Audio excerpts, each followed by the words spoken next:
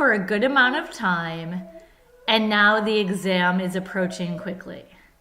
The first thing I would advise you not to do is to study a tremendous amount the day before or the night before the exam. This is known as cramming.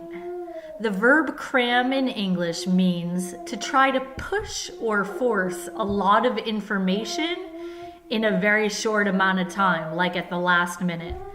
And rarely is cramming an effective approach to studying. So the night before the exam, I actually don't advise you to really do any TOEFL preparation at all. I think you would be much better off if you just take the evening to relax, keep your stress level as low as possible, do something very enjoyable for yourself so that your stress level is low and ultimately you feel confident, comfortable, and well rested going into the exam the next day. As for the morning of the exam, again, I don't recommend that you do any last minute cramming or studying. I don't think it would be effective. If you would like, you might create what we call a cheat sheet. Maybe a one-page piece of paper, a one-page document that has a list of some transitional phrases that you might use, maybe some organization, some possible introductions or conclusions, some language that you think might be useful for you on the exam. And you might just review that one document. But I wouldn't recommend that you try to study anything else in any intense way. So I think just looking over a cheat sheet might be a good approach. I'm on the move, sorry, for 1 second. Okay, so you create yourself a cheat sheet. You can bring that with you to the exam, and now you're ready to go. Okay, so the night before the exam, again, just keep your stress level low.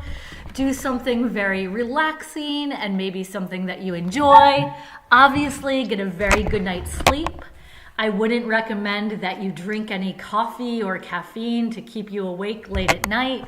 You want to be well rested. Now, the day of the exam, you want to get into English mode. So typically the exam begins early in the morning and you would probably just wake up, eat breakfast, and head out the door to the exam. So perhaps as you're driving, you'll listen to English radio. Perhaps you'll talk to yourself.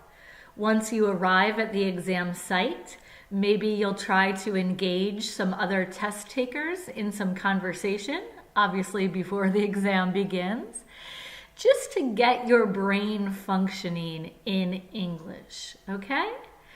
Remember, the speaking portion of the exam is about the middle of the exam. You'll already have done a few sections, and then you'll have a brief break before the speaking. So you might want to bring a beverage or a snack that might energize you, because you will have a break time right before the speaking test. You want to dress comfortably. We have an expression in English. I always tell my kids to dress like an onion. An onion has many layers to it. And you don't know what the conditions of the test site may be. It might be very, very air conditioned. That might be uncomfortably cold for you. Or perhaps it's a small computer lab with many test takers and you might feel quite warm. So I think you should be prepared for any condition by having multiple layers that you can either put on or remove so that you're dressed comfortably for the test site. You also want to remember not to bring any valuables with you into the exam. You're not allowed to bring anything into the test room, including your car keys, your cell phone, even a watch. So perhaps if you have some special, an expensive watch, you are best leaving that at home because you don't want to be concerned about the security of your valuable items that are not going to be allowed into the test center room with you. So probably best to leave those items at home. Maybe leave your cell phone locked in a car, okay? I also think that you should do, we say, a dry run of the test center location. Be sure that you know where you're going. I think the worst situation on the day of the exam would be to feel stressed out over the directions. If you're not certain where the test center is located, perhaps you want to do a dry run, meaning a few days in advance, go drive the route, identify the building so that on the day of the exam you know exactly where you're going and that's not a stress or concern of yours. Now, lastly, this sounds really silly, but minutes before the exam you're going to feel nervous. That's only natural. So I would advise you to do some deep breathing techniques, okay? Perhaps there's another way that you have to calm yourself. Maybe before you have to put your possessions away, you might want to look through your phone and see photos of your family and friends. These motivating factors are good visual reminders of why you're taking the exam and why you're trying to reach certain goals. Now, there is one more technique that I read about recently. I heard a TED Talk on it. And that's called doing a power pose. You might want to put your hands up in the air in a V for victory. It has been shown that this power pose can be very energizing and it can help you feel more confident and ready for a great challenge.